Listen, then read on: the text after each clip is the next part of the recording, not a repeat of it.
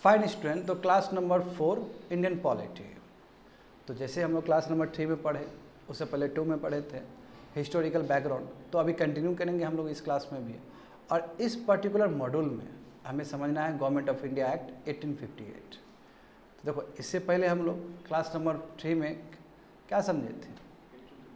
हाँ, charter act, पूरा हम लोग चार्टर एक्ट कवर किए थे, 1813 का, 1833 का और 1853 का। तो इसमें हमें ये कवर करना है गवर्नमेंट ऑफ इंडिया एक्ट 1858, और फिर आने वाले समय में हम लोग इंडियन काउंसिल एक्ट भी कवर करेंगे। तो देखते हैं स्टूडेंट, जब हम लोग बात करेंगे गवर्नमेंट ऑफ इंडिया एक्ट का 1858 का, तो जाहिर सी बात है 58 है। इससे पहले बहुत बड़ा सिपाही म्यूटिनी हो चुका है भारत में, है ना, फर्स्ट वार ऑफ इंडिपेंडेंस हो चुका है भारत में। तो ये दिखेगा इस एक्ट में भी आपको। अब यहाँ पे डायरेक्ट कंट्रोल, हालांकि चार्टर एक्ट में ये तय हो गया था कि अब ईस्ट इंडिया कंपनी बहुत दिन के लिए पॉलिटिकल एंटिटी बन के नहीं रह सकती इस कंट्री में, इंडिया में। तो बात स्पष्ट हो गया था स्टूडेंट्स। तो यहाँ पे देख सकते हो कि 1858 एक्ट जो है, 1858 का जो एक्ट है, ये कहीं ना कहीं एक नया चैप्टर स्टार्ट है भारत के लिए, कॉन्स्टिट्यूशनल हिस्ट्री के लिए। क्यों? क्योंकि पहली बार अब डायरेक्ट कंट्रोल करने वाला है ब्रिटिश गवर्नमेंट। जो ब्रिटेन में जो शासन चला वो डायरेक्ट कंट्रोल करे, यानी क्राउन डायरेक्ट कंट्रोल करेगा इंडिया को। और इस एक्ट को क्या कहा जाता है? Good government of India. जानते हैं, बहुत ही हवा क्रिएट किया गया था इस एक्ट को लेके कि क्वीन खुद वहाँ से रूल करेगी, इससे बहुत ज़्यादा अच्छा होगा। तो गुड गवर्नमेंट, इसका मतलब पहले बैड गवर्नमेंट, यानी कि बैड गवर्नमेंट हुआ था तभी तो दिक्कत हुआ। इनफैक्ट लॉर्ड कैनिंग को भी, वॉइसरॉय थे ना लॉर्ड कैनिंग, जो वॉइसरॉय बनेंगे अभी, खैर वॉइसरॉय वाला कॉन्सेप्ट तो था नहीं, अब वॉइसरॉय वाला कॉन्सेप्ट आएगा। गवर्नर जनरल ही वॉइसरॉय भी बनेंगे, सेम ही आदमी को बहुत सारा पद मिलेगा। एनीवे, तो ये क्या है? Act for the good government of India. अब इससे तय हुआ कि जो ईस्ट इंडिया कंपनी, जो इंग्लिश ईस्ट इंडिया कंपनी जो पॉलिटिकल अफेयर्स को देख रही थी, अब वो ख़त्म।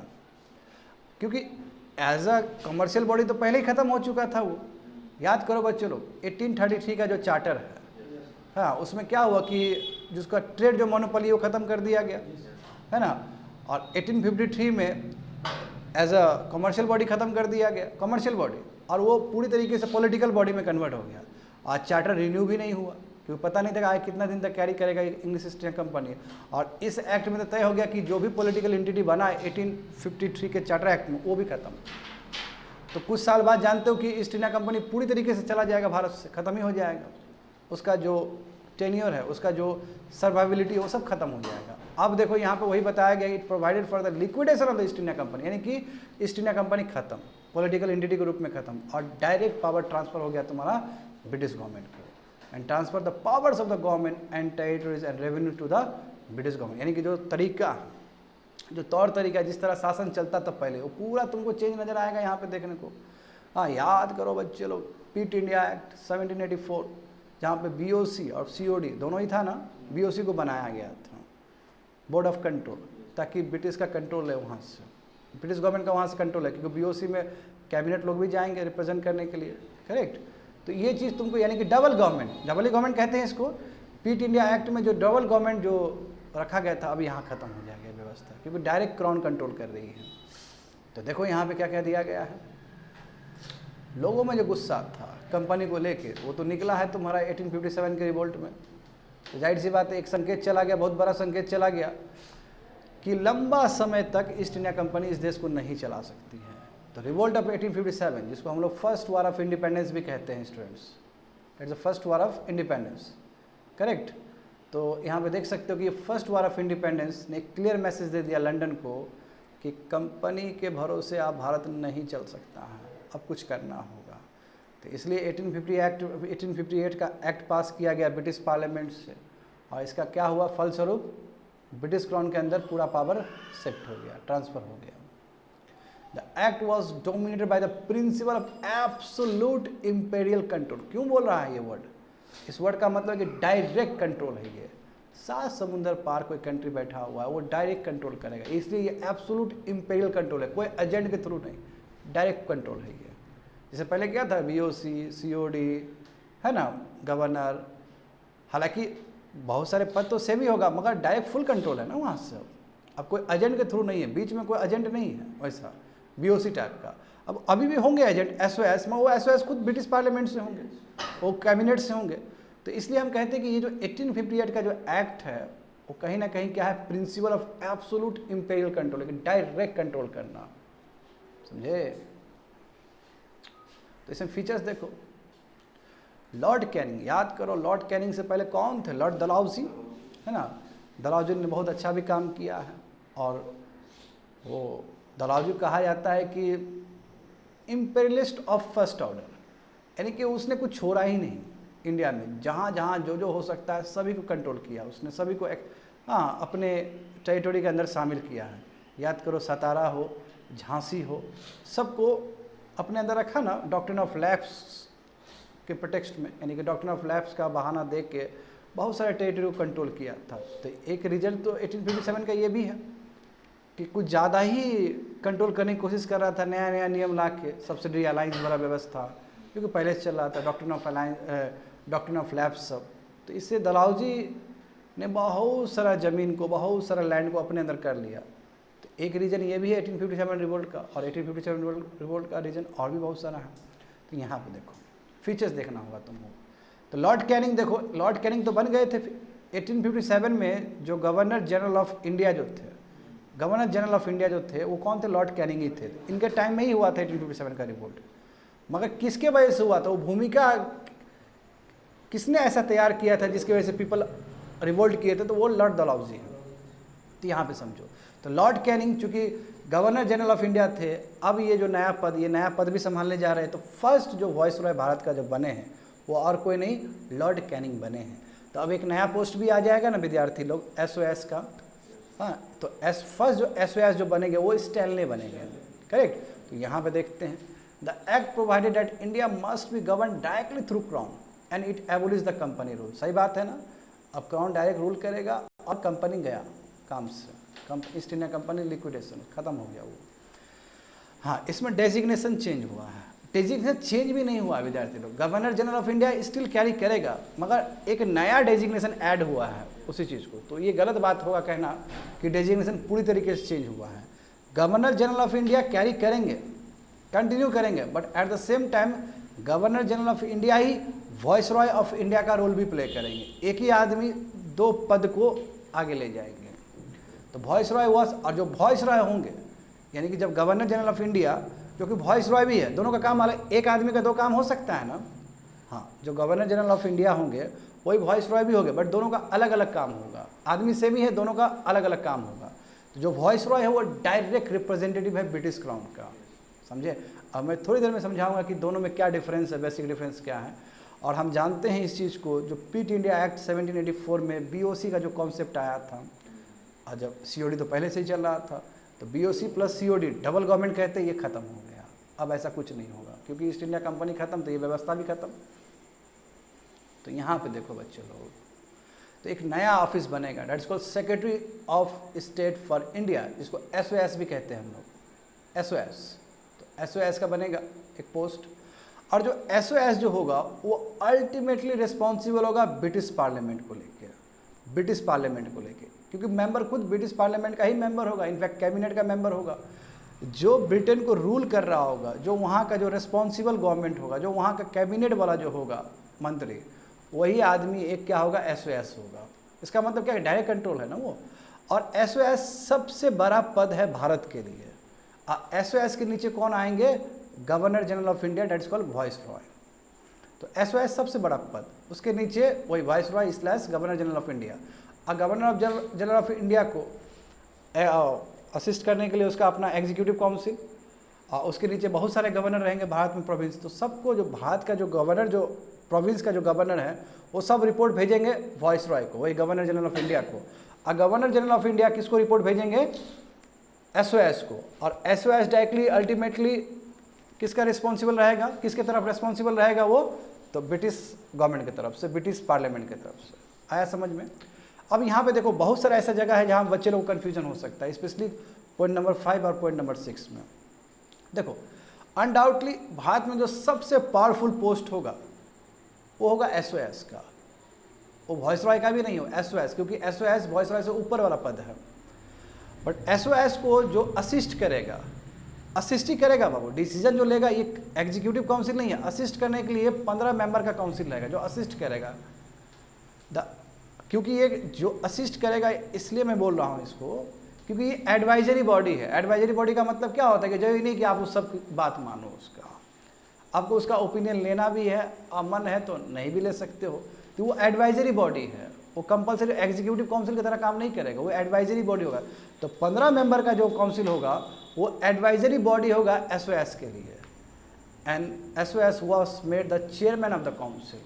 तो this council was an advisory body and the SOS was made the chairman of the council. समझे ना, एसओएस उसके अध्यक्ष होंगे और उसके नीचे 15 मेंबर होंगे जो कि उनको एडवाइस के देंगे। अब देखो 6 पॉइंट देख सकते हो बच्चे लोग, वेरी वेरी इंपॉर्टेंट, कि एसओएस जो कि रिस्पॉन्सिबल रहेंगे ब्रिटिश पार्लियामेंट को लेके, है ना। और एसओएस के नीचे कौन रहेगा, गवर्नर जनरल रहेगा। और गवर्नर जनरल के साथ असिस्ट करने वाला कौन होगा, उसका अपना एग्जीक्यूटिव काउंसिल होगा। तो कहने का मतलब क्या होगा, गवर्नर जनरल इन काउंसिल, एक पूरा टीम हो गया जिसमें वॉइस रॉय है, वही गवर्नर जनरल भी है, उसके अपने टीम भी है, और डायरेक्टली रिस्पॉन्सिबल है एसओएस को लेके। और एसओएस डायरेक्टली रिस्पॉन्सिबल है ब्रिटिश पार्लियामेंट को लेके, ब्रिटिश गवर्नमेंट को लेके, क्राउन को लेके। समझ गए ना। हाँ, very very important point number 6 देखो, बहुत इंपॉर्टेंट पॉइंट है ये। अब इसमें क्या बोला है, जो एसओएस जो है ऑन लॉ देखोगे, लॉ के हिसाब से वो एक बॉडी कॉर्पोरेट है, यानी कि वो एक एंटिटी है। कभी भी ये लीगल टर्म है बच्चे लोग, बॉडी कॉर्पोरेट, यानी कि इसको एंटिटी कहते हैं, लीगल एंटिटी है ये। कोई भी किसी को भी पद, किसी भी पद हो या कोई भी चीज़ में, कोई भी चीज़ को यदि लीगल एंटिटी का दर्जा मिल गया तो उसको आप स्यू कर सकते हो, यानी कि आपको उसको कोर्ट में घसीट सकते हो, उसके अगेंस्ट आप बहुत सारा चीज़ फाइल कर सकते हो। तो एसओएस एक ऐसा पद है जिसको बॉडी कॉर्पोरेट का मान्यता दिया गया है। बॉडी कॉर्पोरेट का मान्यता देने का मतलब क्या है कि यदि उसका काम यदि सही हो गलत हो, उस हिसाब से उसको इंडिया में भी स्यू किया जा सकता है और इंग्लैंड में भी उसको स्यू किया जा सकता है। Capable of suing and being, यानी कि वो भी स्यू कर सकता है और उसको भी स्यू किया जा सकता है, मतलब कोर्ट पे उसका मुकदमा चलाया जा सकता है। तो क्या है, एसओएस जो पद है वो एक लीगल एंटिटी की तरह काम करेगा, एक पर्सन की तरह काम करेगा, एक आदमी की तरह काम करेगा ये पद जो है। आया समझ में ये चीज़। कैपेबल ऑफ स्विंग, यानी कि वो भी खुद स्विंग कर सकता है। स्विंग मतलब क्या कि किसी का काम पसंद नहीं आया, कुछ पसंद नहीं आया, तो वो भी कोर्ट में घसीट सकता है उस मैटर को। और एंड बीइंग स्यूड, और खुद भी उसको घसीटा जा सकता है यदि दूसरे को पसंद नहीं आया। तो हो सकता है कि मान लो कि एसओएस ने अच्छा काम नहीं किया तो ब्रिटिश पार्लियामेंट में बैठा हुआ लोग सब है ना, उसको स्वी कर सकता है। जैसे मान लो कि यहाँ पर हुआ तो यहाँ भी लोग स्वी कर सकता है, ऐसा कुछ। तो capable of swing and being sued in India and England, हाँ इंडिया में भी पॉसिबल है और इंग्लैंड में भी पॉसिबल है, दोनों जगह पॉसिबल है। तो ये जो 6 नंबर है ये इतना इंपॉर्टेंट पॉइंट है स्टूडेंट, समझने वाली बात है कि एक एसओएस एक लीगल एंटिटी की तरह काम करेगा, एक कॉर्पोरेट बॉडी की तरह काम करेगा, समझे ना, सॉरी बॉडी कॉर्पोरेट की तरह काम करेगा। आगे देखते हैं। हाँ, तो पहले हमें समझना हो कि एसओएस क्या है। तो देखो, लॉर्ड स्टैनले भारत के फर्स्ट एसओएस बने हैं, समझिए, फर्स्ट एसओएस। ये देखो, office of secretary of state, SOS को कंप्लीट अथॉरिटी दिया गया, कंप्लीट कंट्रोल करेगा इंडियन एडमिनिस्ट्रेशन को। और इसका जो एजेंट होगा, उसका एजेंट कौन होगा, वॉइस रॉय होगा। ये वॉइस रॉय यानी गवर्नर जनरल ऑफ इंडिया से काम करवाएगा पूरा। तो सबसे बड़ा जो पावरफुल पोस्ट है भारत में वो क्या है, एसओएस। एसओएस में रहेंगे कौन मेंबर, तो ब्रिटिश एमपी रहेगा। और वो जो एमपी है केवल एमपी ही नहीं है, वो प्राइम मिनिस्टर कैबिनेट का वो मेंबर भी है, समझ गए। और एट द सेम टाइम वही, चूँकि इतना बड़ा पावरफुल पोस्ट है ये, तो हम कह सकते हैं कि जो पॉलिटिकल हेड होगा भारत में वो कौन होगा, एसओएस होगा। तो SOS member of British cabinet and he was ultimately responsible to the British parliament. और लॉर्ड स्टैनले फर्स्ट एसओएस बने हैं भारत के। आगे देखोगे बच्चे लोग, very very important concept, very very important concept. तो ये वॉइस रॉय वाला चीज़ आया कहाँ से, ये कॉन्सेप्ट आया कहाँ से।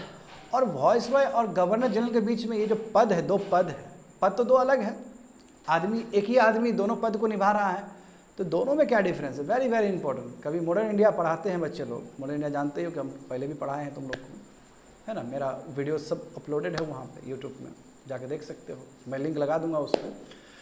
तो यहाँ पे देखोगे स्टूडेंट्स कि वॉइस रॉय और गवर्नर जनरल, इसलिए मैं बोल रहा हूँ कि डेजिग्नेशन चेंज नहीं हुआ है, डेजिग्नेशन ऐड हुआ है।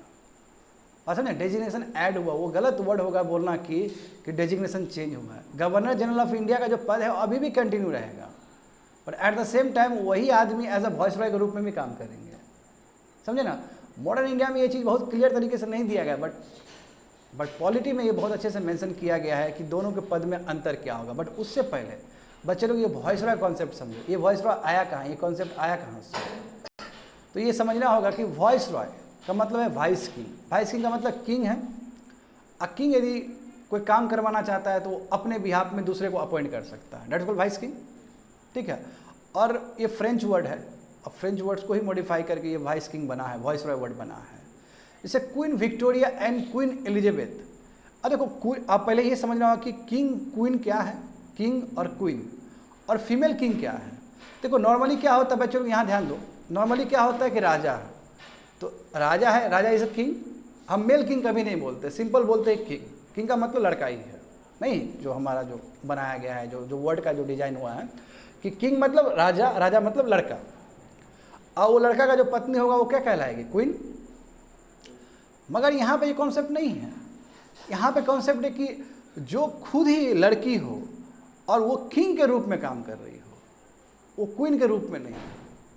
जो लड़की स्वयं राजगद्दी संभाल रही हो, just like your queen Victoria, just like queen Elizabeth, तो इसके लिए अलग डेजिग्नेशन होना चाहिए। इसके लिए क्या डेजिग्नेशन था, फीमेल किंग्स, क्योंकि ये राजा का पत्नी का वो स्टेचर नहीं है, खुद राजा है, मैं ये गर्ल है, ये वुमेन है, इसलिए फीमेल किंग्स।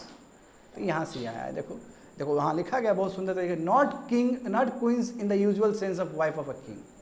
किंग हुआ तो उसका बाय डिफॉल्ट उसका वाइफ होगा तो हम बोलेंगे क्वीन, बट ये फीमेल है, मैं इसको क्वीन नहीं बोलेंगे क्योंकि ये राजपाट खुद संभाल रही है। They are just like a kings, मगर रियल जो मेल किंग है और फीमेल किंग है उसको अलग करने के लिए इसको फीमेल किंग का डेजिग्नेशन दिया गया है। अब यहाँ पे देखो, and the dominion hello in the name of the king और क्वीन, है ना, वही फीमेल किंग। तो फीमेल किंग के नाम पे या किंग के नाम पे जो भी वो अथॉरिटी प्रोवाइड करेगा, जो भी पावर डेलीगेट करेगा, यानी कि उसके बिहाफ में कोई भी रूल करेगा, दैट्स कॉल्ड वॉइसरॉय। तो अब ये बात तो स्पष्ट हो गया कि वॉइसरॉय का मतलब क्या होगा, यानी क्राउन के बिहाफ में जो भारत में राजपाट संभालेगा वही क्या होगा, वॉइसरॉय होगा। हाँ देखिएगा, बात समझे, यहाँ आया ना समझ में कि वॉइसरॉय कॉन्सेप्ट क्या है।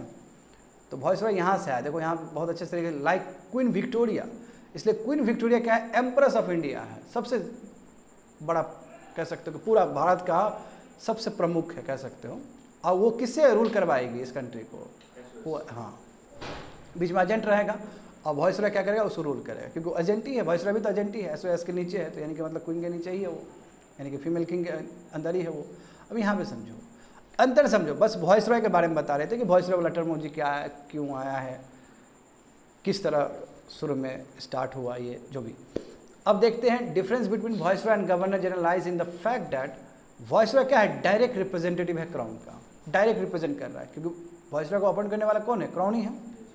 वाइल जो गवर्नर जनरल है वो क्या है, ब्रिटिश गवर्नमेंट को, हाँ ब्रिटिश गवर्नमेंट का रिप्रेजेंटेटिव है, क्योंकि जानते हो कि जो ब्रिटेन में है दोनों ही हैं, क्राउन भी है ब्रिटिश गवर्नमेंट भी है, तो क्राउन को डायरेक्ट जो रिप्रेजेंट करेगा वो वॉइसरॉय है, और जो ब्रिटिश गवर्नमेंट को रिप्रेजेंट करेगा वो क्या है, गवर्नर जनरल है चीज़ एक ही, समझने वाली बात है। अब देखो अब काम क्या है, चलो रिप्रेजेंट किया, क्राउन को रिप्रेजेंट किया वॉइसरॉय ने, गवर्नर जनरल ऑफ इंडिया हाँ उसने किसको रिप्रेजेंट किया, ब्रिटिश गवर्नमेंट को रिप्रेजेंट किया, मगर काम देखो काम अलग है।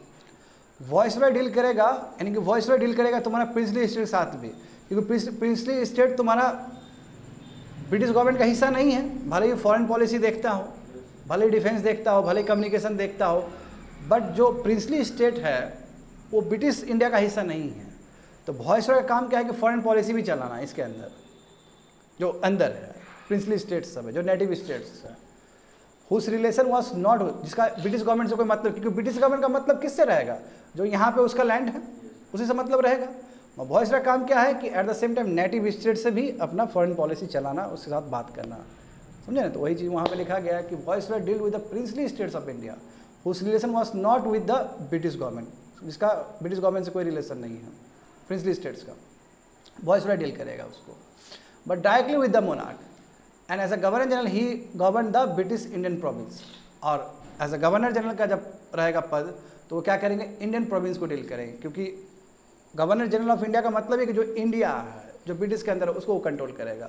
अब वॉइसरॉय का मतलब क्या है कि वो प्रिंसली स्टेट के साथ भी बातचीत करेगा। समझ गए? तो मैं इस चीज़ को पढ़ देता हूँ, बड़ा ही कन्फ्यूजन होता है मॉडर्न इंडिया में ये चीज़।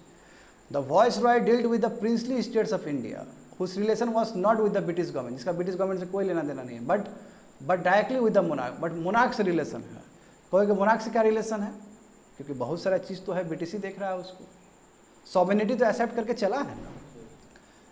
जितने भी इंडियन प्रोविंस, जितने भी इंडियन नेटिव स्टेट थे, इंडियन प्रोविंस नहीं, इंडियन नेटिव स्टेट जो प्रिंसली स्टेट है, वो सॉवरेनिटी तो एक्सेप्ट करके चले हैं। खुद राजा वहाँ का नेटिव रूलर चला रहा है शासन, और सॉवरेनिटी तो स्वीकार किए थे ना ब्रिटेन का बच्चे लोग। तो सॉवरेनिटी जो ब्रिटेन का एक्सेप्ट किया, वो क्राउन का सॉवरेनिटी एक्सेप्टेड है। क्राउन है, वो ब्रिटिश गवर्नमेंट नहीं है, ब्रिटिश गवर्नमेंट कंट्रोल नहीं है, वो क्राउन का कंट्रोल है। That is the point. यहाँ कंफ्यूज हो सकते हैं। हाँ, यहाँ देखो, government of India act 1858, analysis of the act. कैसे करोगे इसको एनालाइज करना है हमें। The administration of the country was rigidly centralise through this act. देखो कितना सेंट्रलाइज कर दिया गया, BOC COD खत्म ना। अब SOS के नीचे वही गवर्नर जनरल स्लैश वॉइसरॉय, बहुत सेंट्रलाइज हो गया, पावर पूरा कमांड में आ गया गवर्नर जनरल का वॉइसरॉय के अंदर। तो द टेरिटरी, देखो ये अलग बात है कि ब्रिटिश इंडिया है तो टेरिटरी अलग अलग प्रोविंस में होगा ही, मगर प्रोविंशियल जो गवर्नमेंट है वो एक तरह से एजेंट है, उसके पास कोई पावर नहीं है। और हम जानते हैं बच्चों को, बताओ तो कौन सा ऐसा चार्टर एक्ट था जहाँ पे लेजिस्लेटिव पावर ले लिया गया? हाँ, चार्टर एक्ट 1833 का, उसमें जो लेजिस्लेटिव पावर था किसका, प्रोविंशियल पास, वो ले लिया गया। समझे?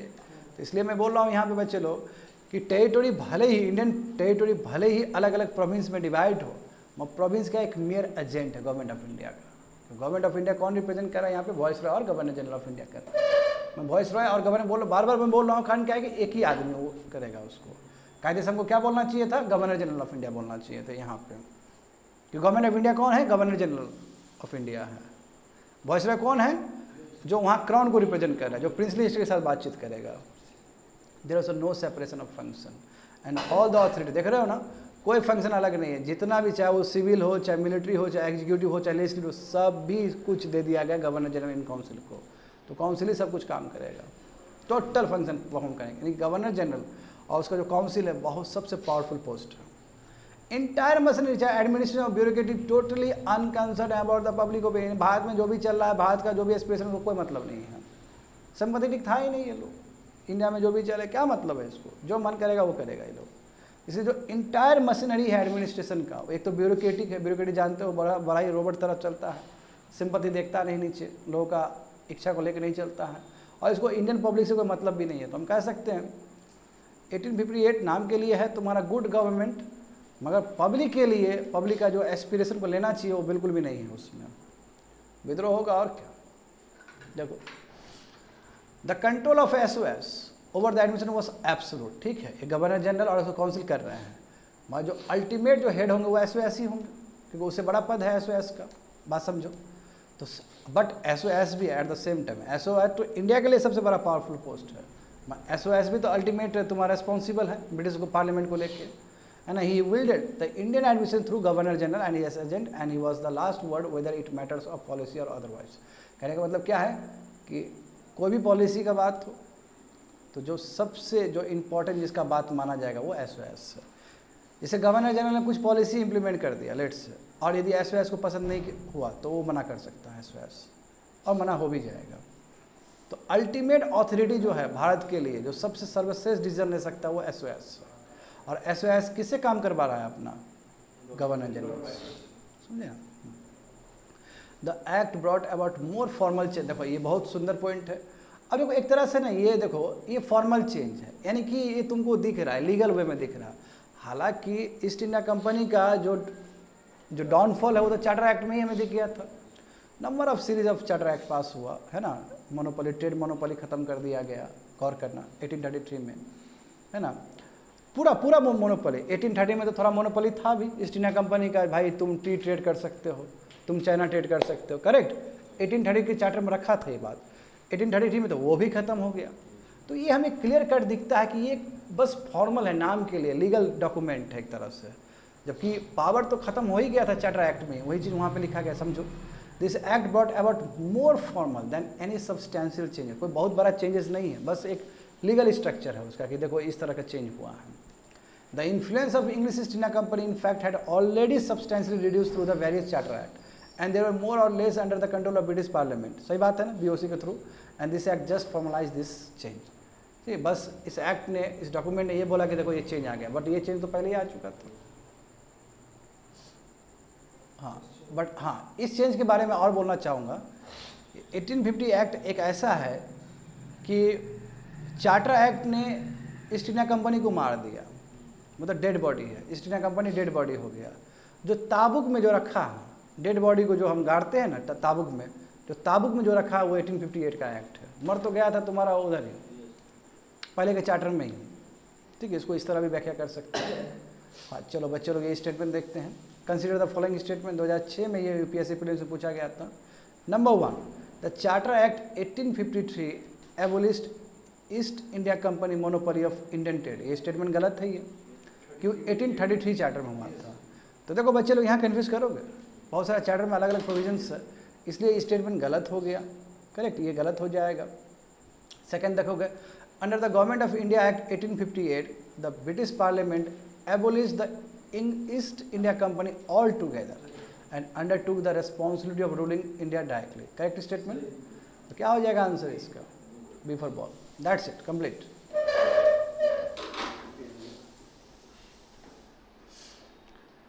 समझ गए ना? अभी तक हम सोचते रहे भाई साहब बड़ा पद है।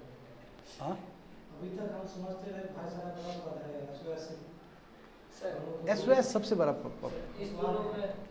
इस दोनों में अलग अलग आदमी नहीं अपॉइंट कर सकता, एक ही आदमी होगा। अब ये क्यों होगा? तो वो कन्फ्लिक्ट नहीं हो इसलिए। सर इस चीज का चर्चा की पॉलिटिक्स में है कि दोनों की गवर्नर ने ऑल टुगेदर बताया कि पार्टनर ऑल टुगेदर हुआ करता है।